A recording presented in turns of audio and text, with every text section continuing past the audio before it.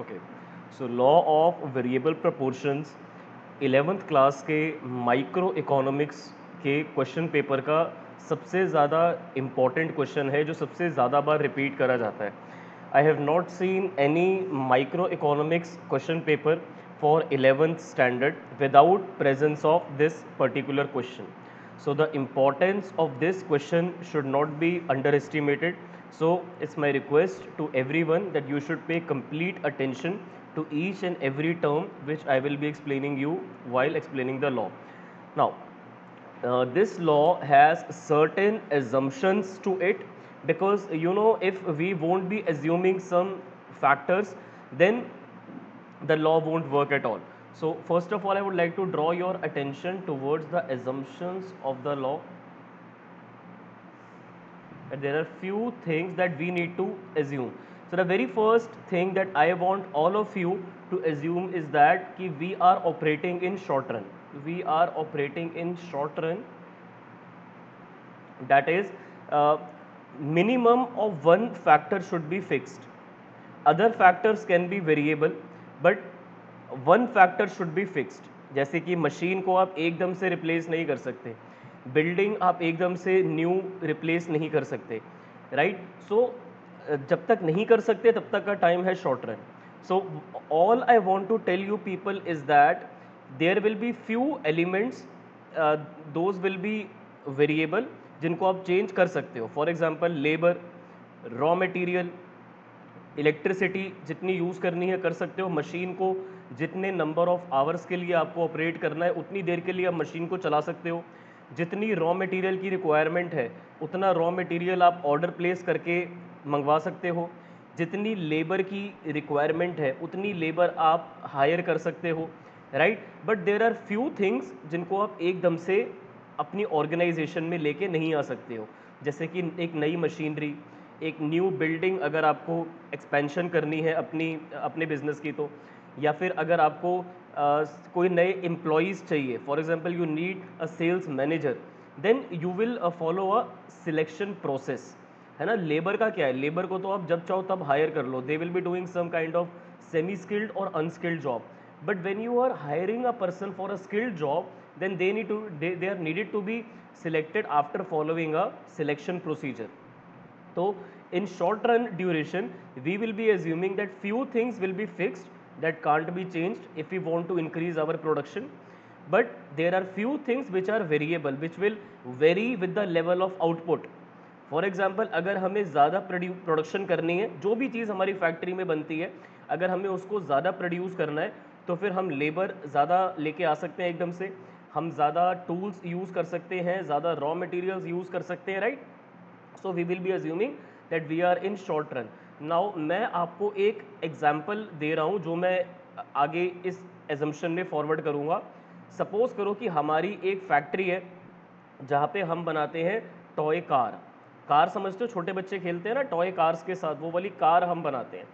अब कार को बनाने के लिए हमें प्लास्टिक चाहिए, हमें सिंथेटिक रबड़ चाहिए, उसके टायर लगाने के लिए हमें पेंट चाहिए, उसको अच्छे से पॉलिश करने के लिए, पेंट करने के लिए, है ना. हमें स्क्रू चाहिए उसके पार्ट्स को अच्छे से फिक्स करने के लिए. So these are the few raw materials that we will be needing. But apart from raw materials, we will be needing some tools.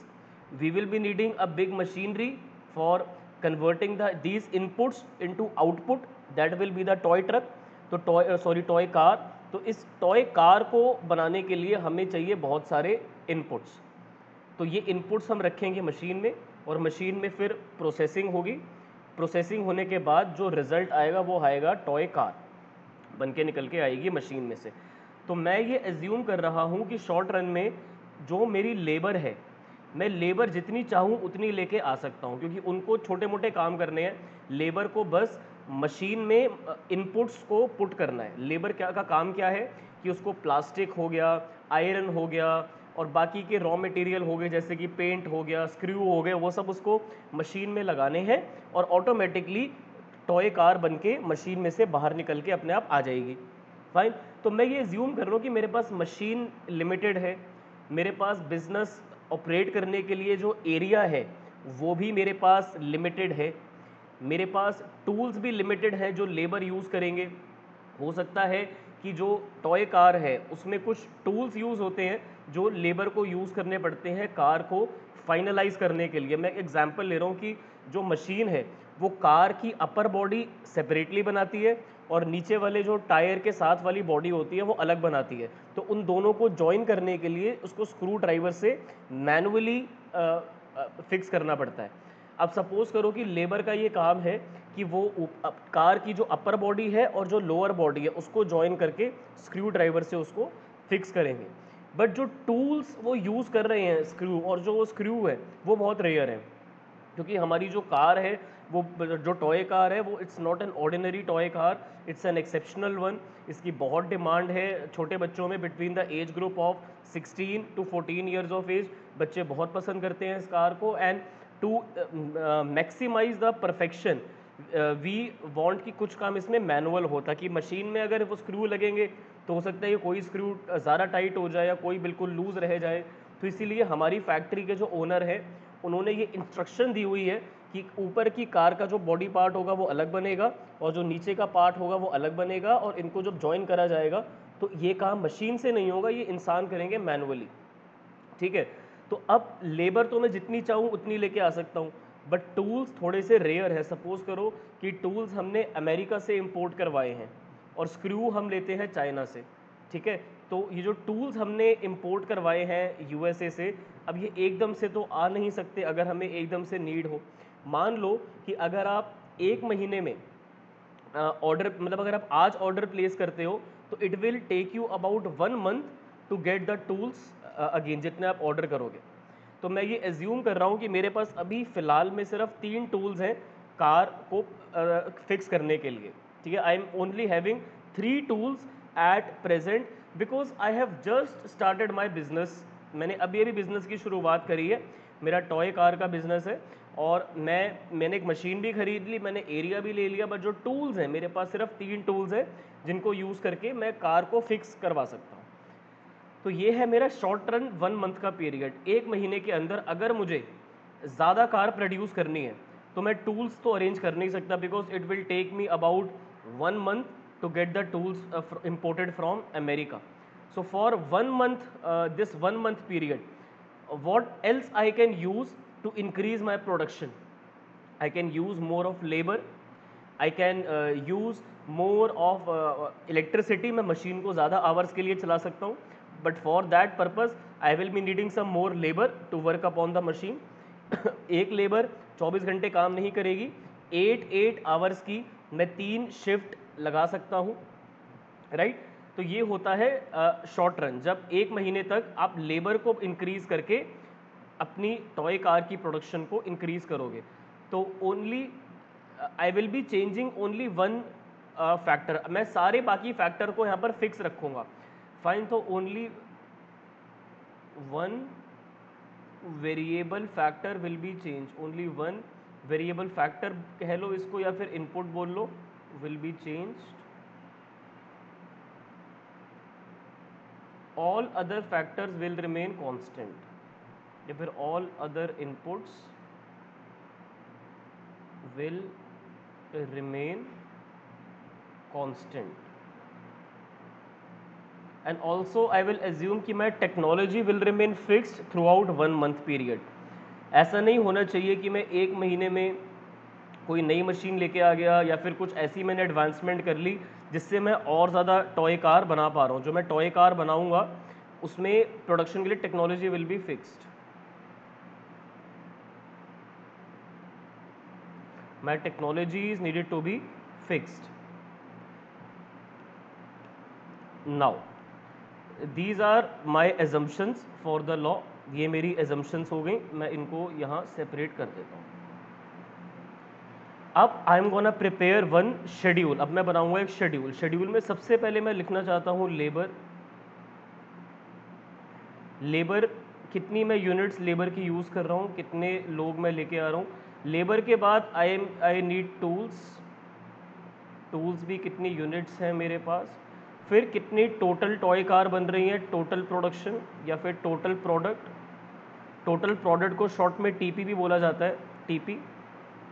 इस टीपी को शॉर्ट में ना आई मीन इसका एक और नाम भी है, टोटल फिजिकल प्रोडक्ट, बिकॉज ये जो टॉय कार है हम इनको फिजिकली देख सकते हैं, इनको हम टच कर सकते हैं, तो इसको टोटल फिजिकल प्रोडक्ट बोला जाता है. So few teachers call it TPP, total physical product, but that doesn't make any difference because this is exactly what you are producing. Then last one we need marginal product. Marginal means कि when we will be adding more labor in our business, then how much additional toy cars can we produce. So this is our marginal product. Now for explaining you the law, first of all, this total product will be expressed in units also, and your marginal product will be mentioned in units again. Okay, so I am gonna tabulate it for your convenience. Let me tabulate it so that you people should not be getting any confusion in here.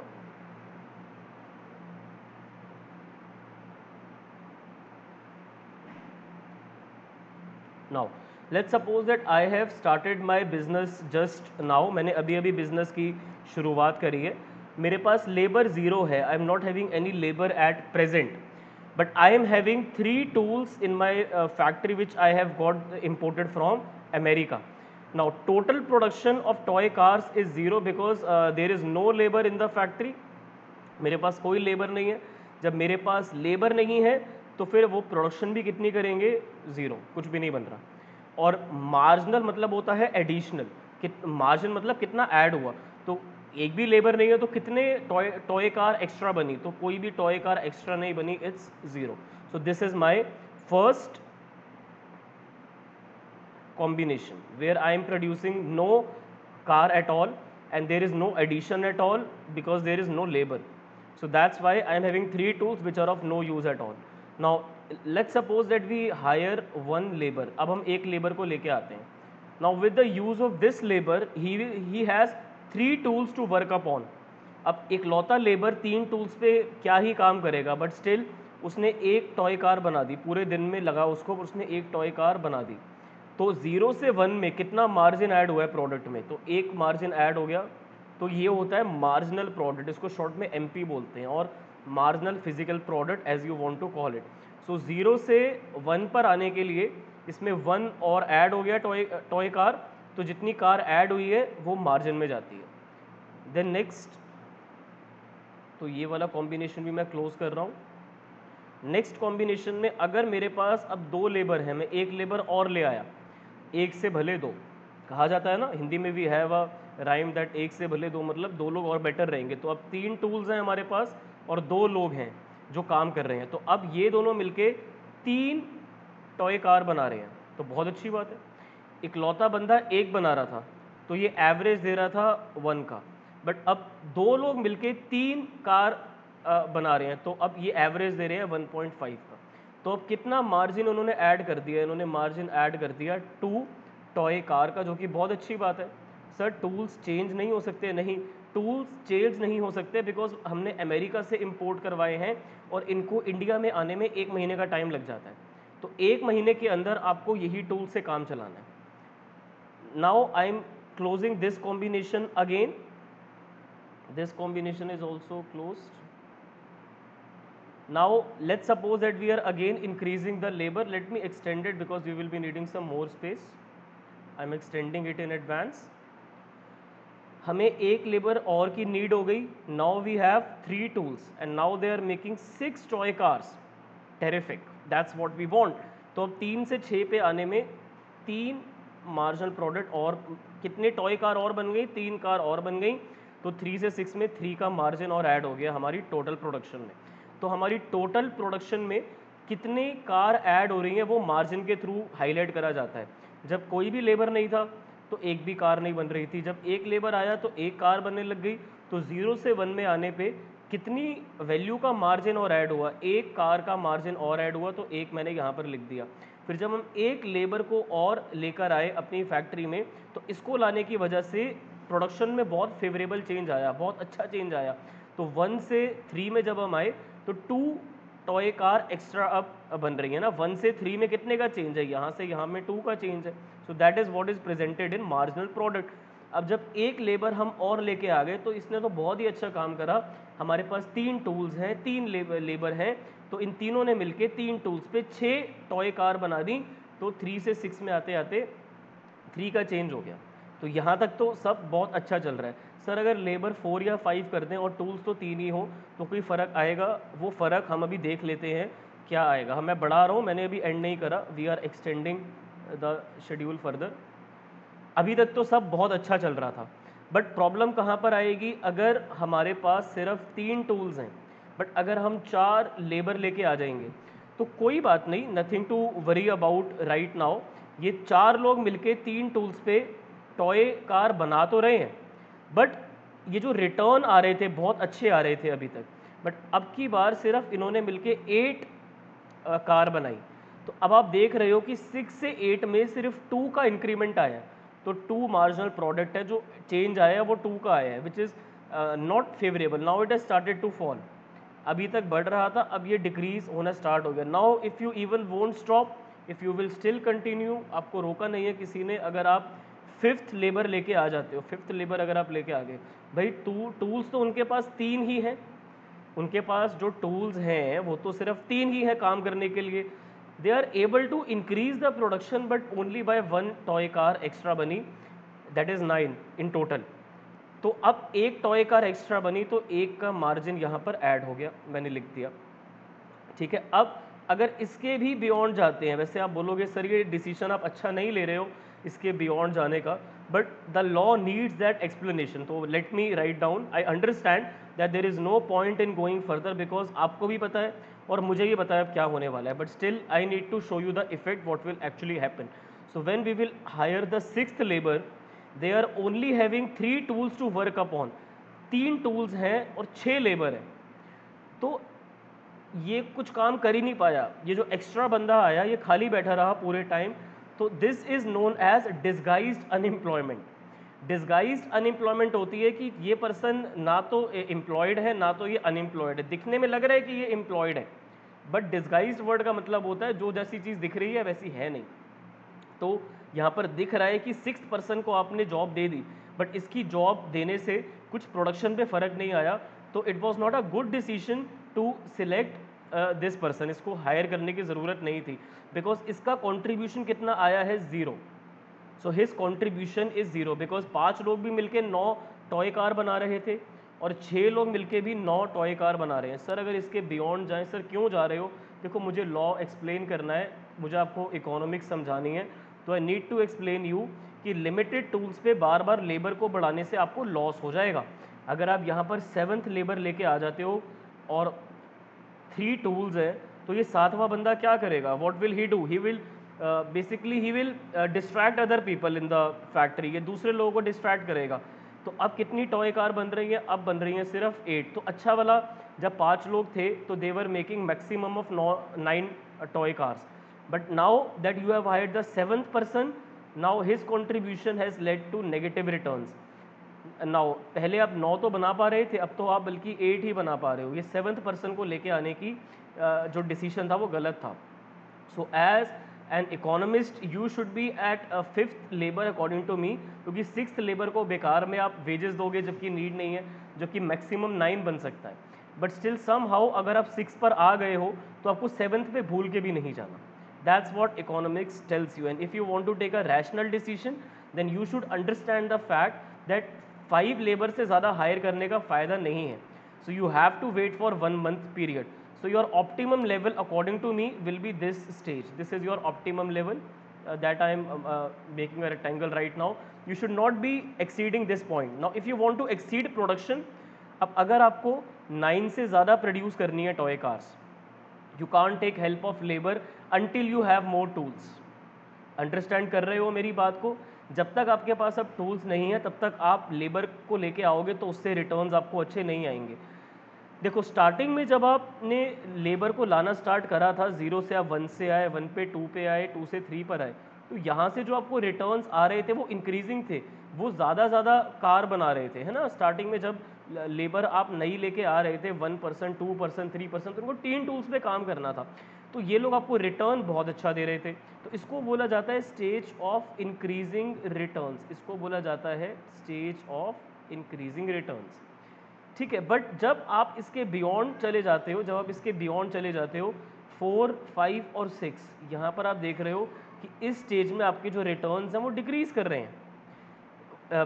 4 लोग मिलके 8 car बना रहे थे, 5 9 बना रहे हैं और 6 भी 9 बना रहे हैं, तो आपको जो ये एडिशनल रेट है वो डिक्रीज कर रहा है। 8 से 9 हुआ, फिर 9 से 9 ही है, तो 8 से 9 हुआ तो 1 हुआ, 9 से 0 हुआ, 9 से 9 हुआ तो 0 है। तो this is the stage of decreasing returns. यहाँ पे जो आपको रिटर्न्स आ रहे हैं वो डिक्रीजिंग है। और अगर आप लास्ट स्टेज देखते हो जो कि ये वाली, इस पे तो मैं रेड मार्क लगाऊंगा, this stage in particular 7th level, ये -1 हो गया, तो this is the stage of negative returns. This is the stage of negative returns. Returns का मतलब होता है कि आपको लेबर को इंक्रीज करने के बाद कितने रिटर्न्स आ रहे हैं आपकी प्रोडक्शन में। तो आपकी प्रोडक्शन में स्टार्टिंग में तो रिटर्न्स जो आ रहे थे वो अच्छे खासे आ रहे थे, बट अगर आप लेबर को और ज़्यादा इंक्रीज करोगे तो रिटर्न्स आपके डिक्रीज करेंगे, और एट दी एंड अगर आप टूल्स को नहीं इंक्रीज करोगे तो आपके रिटर्न्स नेगेटिव हो जाएंगे। अब कुछ स्कूल टीचर्स टीपी और एमपी दो अलग अलग ग्राफ्स में बनवाना प्रेफर करते हैं, जैसे कि टीपी का ग्राफ ऊपर हो गया और एमपी का ग्राफ उसके नीचे आ गया, और एमपी वाला ग्राफ थोड़ा नेगेटिव भी जाता है, इट गोज़ लाइक दिस, और जो टीपी का ग्राफ होता है वो कुछ ऐसे जाता है। ठीक है, तो मैं जनरली क्या करता हूँ, मैं बच्चों को एक ग्राफ में ही करवा देता हूँ, because if I need to tell you that thing scientifically, you see that my values are very close to each other, right, so my values are not differentiating, but if your TP is very high तो आपका marginal product की value शायद थोड़ी कम हो जाएंगी और आपको दो अलग अलग ग्राफ्स बनाने पड़ेंगे। ठीक है, बट मैं आपको एक ही ग्राफ में दोनों को बना के दिखा सकता हूँ, जैसा आपको कन्वीनियंट लगे। मैं आपको दोनों ग्राफ दिखा देता हूँ, एक ऊपर नीचे वाला और एक कंबाइंड ग्राफ, जो आपको पसंद आए वो ग्राफ आप प्रेफर कर सकते हो। सर 6th में समझ नहीं आया, 6th में उसने कुछ काम नहीं करा ना। 6th पर्सन को जब आप लेकर आए तो उसके पास टूल्स ही नहीं है काम करने के लिए, 3 टूल्स हैं, तो 6th पर्सन के पास टाइम ही नहीं है कि वो कुछ भी कर पाए किसी भी टूल पे, उसके लिए टूल्स खाली ही नहीं है। जो पहले 5 लेबर आए थे वही पूरा टाइम टूल्स को ऑक्यूपाइड करके बैठे हुए हैं, 6th पर्सन के पास कुछ काम करने के लिए है ही नहीं, तो इसलिए वो कुछ कंट्रीब्यूशन दे नहीं पाया, और जितने पहले बन रहे थे उतने ही अब भी बन रहे हैं। Now let me make a graph for all of you. So I will make first I will make a graph which is a combined one, जहाँ पे मैं आपको TP और MP एक साथ बना के दिखा देता हूँ। ओके, सो थोड़ा नेगेटिव भी जाएगा इसलिए मैंने नीचे एक्सटेंड करके लिखा है। लेबर आपकी आएगी x एक्सिस पे एंड TP एंड MP आएगा आपका y एक्सिस पे, ये y डैश हो जाएगा। This is TP and MP over here, TP and MP marginal product and total product आपका मैं डाल रहा हूँ यहाँ y एक्सिस पे, और x एक्सिस पे आएगी आपकी लेबर। ओके, लेबर आएगी यहाँ पे। TP और MP के लिए मैं यहाँ पर इंटरवल्स लेता हूँ, 1 2 3 में ही सफिशियंट है, 9 तक जा रहा है maximum. Okay, so I will take 1 2 3 4 5 6 7, थोड़ा सा एक्सटेंड करेंगे,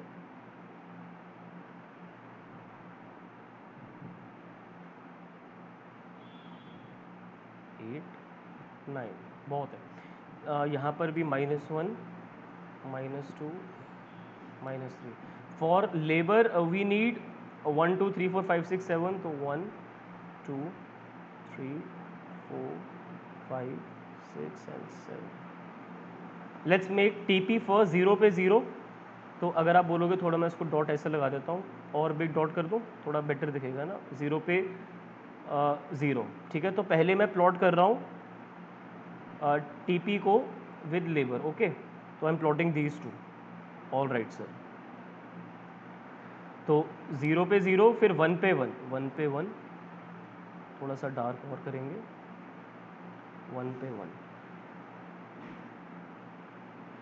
फिर 2 पे 3, 3 पे 6। आप देख रहे हो कैसे ये इंक्रीज कर रहा है गैप। देखो इस यहाँ तक का गैप जो है वो थोड़ा कम है, फिर गैप बढ़ गया, फिर गैप और ज़्यादा बढ़ गया। I believe every one can see the difference in the gaps. Then 3 पे 3 के बाद 4 पे इट्स 8, 4 पे इट्स 8, है ना। अब देखो गैप छोटा हो गया, यहाँ तक गैप बढ़ रहा था, फिर गैप हो गया छोटा। मैं कलर चेंज कर दूँ, थोड़ा और अच्छा दिखेगा, है ना। 4 पे ये 8 हो गया ना, तो मैं कलर चेंज कर देता हूँ और अच्छा दिखेगा। 4 पे इसको मैं कर रहा हूँ 8। फिर 5 पे कर दो 9, 5 पे 9 और 6 पे भी 9 है, सेम है दोनों पे, ठीक है। फिर 7 पे 8 हो गया, 7 पे 8 हो गया, इसका कलर मैं चेंज कर रहा हूँ, 7 पे हो गया ये 8। अब इसकी शेप ऐसे जा रही है, इसको मैं ज़रा ड्रॉ कर दूँ, ऐसे जा रहा है ये। फिर ये आगे से ग्रीन हो गया है ना, 3 के बाद से ग्रीन होना स्टार्ट हो गया है। फिर यहाँ से ये डाउनफॉल जा रहा है ऐसे। तो this is your TP, this is your total production. अब ड्रॉ करते हैं एमपी, अब ड्रॉ करते हैं हम एमपी। टीपी हो गया, अब एमपी ड्रॉ करते हैं। 0 पे 0 सेम ही रखते हैं, 0 पे 0 ये रहा। फिर 1 पे 1 ये रहा, सेम है। 2 पे 2 है, ये 2 पे 2 है, इधर आएगा, ठीक है। 2 पे 2 है, इधर आएगा। फिर 3 पे 3 है, यहाँ जाएगा, ठीक है। ऐसे जा रहा है ये। 1 पे 1, 2 पे 2, 3 पे 3। फिर 4 पे ये 2 हो गया, अब डिक्रीज़ कर रहा है ये, देखो ये हो गया 4 पे 2 डिक्रीज़ हो रहा है, यहाँ पे आ जाएगा, ओके। थोड़ा सा राइट में जाएगा ये। फिर 5 पे 1, 6 पे 0, देन 7 पे -1 इधर। तो इसको प्लॉट करेंगे, एमपी प्लॉट करते हैं, ऐसे इसको प्लॉट करो। फिर नीचे लेके जाओ, फिर ऐसे, ये हो गया आपका एमपी। ऊपर हो गया था TP, okay. So you can see your TP and MP on the screen. Sir question में गिवन होगा कि लेबर एंड एमपी का ग्राफ नहीं, क्वेश्चन बहुत वैरायटी के आते हैं, वो मैं आपको आगे वाले लेक्चर में बताता हूँ क्वेश्चन किस वैरायटी के आ सकते हैं। पहले बस कॉन्सेप्ट समझो, क्वेश्चन कैसे आएंगे that I will tell you a little later. So now you see, ये येलो वाली लाइन यहाँ तक जा रही है, थर्ड तक है ना। तो यहाँ तक मैं एक लाइन लगाना चाहता हूँ ऐसे, कलर मैं ज़रा चेंज कर दूँ, ये सेम हो रहे हैं ऐसे, ठीक है। तो ये थर्ड वाला ग्राफ ऐसे यहाँ तक जा रहा है, थर्ड तक। तो ये आपकी फर्स्ट स्टेज है। सेकंड स्टेज आपकी जा रही है यहाँ ग्रीन लाइन तक, ये दोनों जगह ग्रीन ग्रीन यहाँ पे ख़त्म हो रहा है, ठीक है। आप लोगों के पास तो डिफरेंट कलर्स अवेलेबल नहीं होंगे, अलाउड भी नहीं है, तो आप लोग एक ही पेंसिल से ही ये बनाओगे, ठीक है। बट ये लाइन ज़रूर डाल देना, ठीक है, to distinguish between the first stage, second stage and the third stage. First stage ये शो कर रही है आपको that your TP is increasing, MP is increasing. MP आपका पॉजिटिव है और बढ़ रहा है, तब तक टीपी भी बढ़ रहा है और पॉजिटिव है। टीपी तो हमेशा पॉजिटिव रहेगा, total production will always be positive. Then आपका टीपी इंक्रीज कर रहा है बट डिक्रीजिंग रेट से, क्योंकि एमपी आपका फॉल कर रहा है। देन थर्ड स्टेज में टीपी फॉल करता है, एमपी नेगेटिव हो जा रहा है। देखो ये जो आपकी पहली स्टेज है, ये जो आपकी पहली स्टेज है, ये जो येलो से मार्क्ड है गाइस, पहली स्टेज में आप देख सकते हो कि टीपी भी बढ़ रहा है और एमपी भी बढ़ रहा है, ठीक है, दोनों बढ़ रहे हैं। सेकेंड स्टेज जो आपकी ये ग्रीन वाली स्टेज है, इसमें आप देख रहे हो कि आपका जो टीपी है वो तो वो मतलब इंक्रीज़ कर रहा है बट इतने अच्छे रेट से इंक्रीज़ नहीं कर रहा है, और एमपी आपका फॉल कर रहा है, ठीक है, एमपी फॉल कर रहा है। तो एमपी यहाँ फॉल करता है और टीपी इंक्रीज़ करता है। लास्ट स्टेज जो है आपकी, उसमें एमपी नेगेटिव हो रहा है, टीपी फॉल कर रहा है, तो टीपी फॉल कर रहा है और एमपी नेगेटिव हो रहा है, तो ये आपकी नेगेटिव स्टेज है, ये लास्ट वाली स्टेज, ठीक है। ओके सर, इसको मैं इस कलर से कर दूं, ठीक है। अब आप समझ गए हो कि how to make TP and MP graph, ये कंबाइंड वाला आपका ग्राफ है, ओके। अब अगर आपको इनको सेपरेट करना है तो टीपी ऊपर आ जाएगा, एमपी नीचे आ जाएगा। अगर किसी को स्क्रीनशॉट लेना है इसका तो ले लो, स्क्रीनशॉट ले लो। Okay, so I believe everyone has taken the screenshot. अब मैं आपको इन दोनों का एक बार सेपरेट ग्राफ भी दिखा देता हूँ। अगर आपको सेपरेट वाला पसंद आए तो आप वैसे वाला कर लेना, अगर आपको कंबाइंड वाला पसंद आया तो आप वैसा कर सकते हो, जैसा अभी करा है हमने वैसा भी कर सकते हो। सेपरेट करना है, सेपरेट भी कर सकते हो।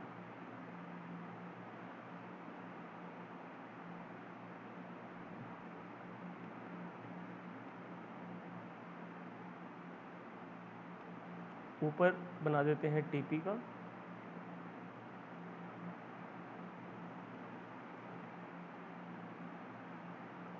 नीचे बना देंगे एमपी।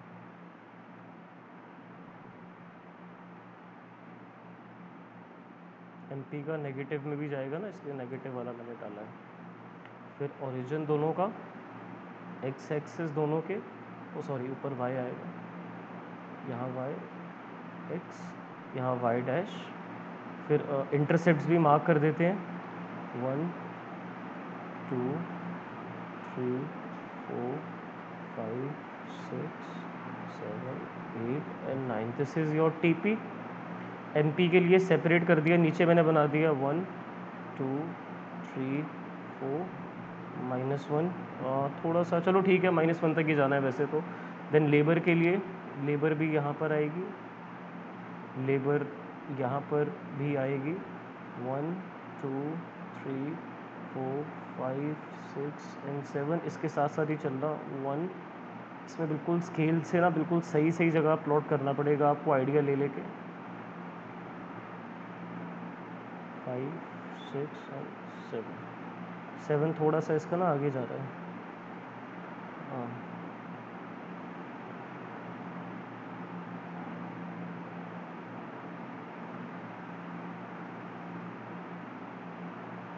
6 फिर भी ठीक है, 7 थोड़ा सा आगे।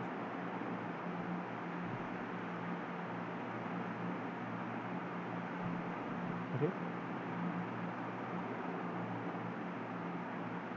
पहले टीपी प्लॉट कर लेते हैं, ओके।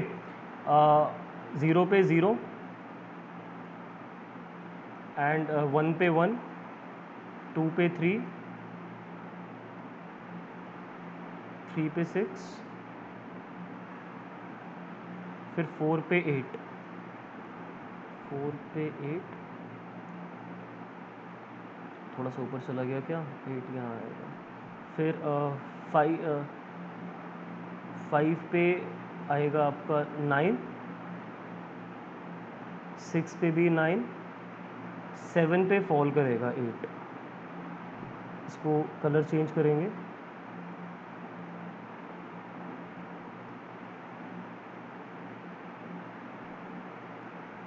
ओके। फिर एमपी 1 पे 1, 0 पे 0 है वैसे तो, 1 पे 1 है, 2 पे 2 है, 3 पे 3 है,